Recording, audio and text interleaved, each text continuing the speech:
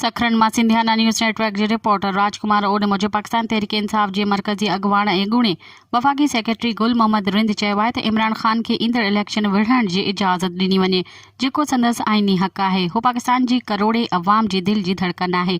हू हमदर्द लाइब्रेरी सखरन ते मीडिया सां ॻाल्हाए रहियो हो।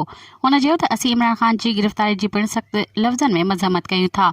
खेसि तुर्त आज़ादु कयो वञे। मुख़ालिफ़ धुर इमरान ख़ान जी मक़बूलियत मां ख़ौफ़ज़दा आहे, पर असीं खेनि ॿुधाइण था चाहियूं त पाकिस्तान जो अवाम अॼु बि इमरान ख़ान सां गॾु आहे। अवां भले केॾियूं बि सख़्तियूं कयो, पर ख़ान साहिब जी मोहबत अवाम जी दिलनि मां नथा कढी सघो। हुन आला इख़्तियारनि खां घुर कई त हू जेल अंदरि इमरान ख़ान सां वर्ताव खे बहितर बणाइनि। हू वज़ीर आज़म रही चुको आहे, उन जा के उसूल हूंदा आहिनि। गुल मोहम्मद रिंद इहो बि चयो त असांजो मरण जीअण इमरान ख़ान सां गॾु आहे।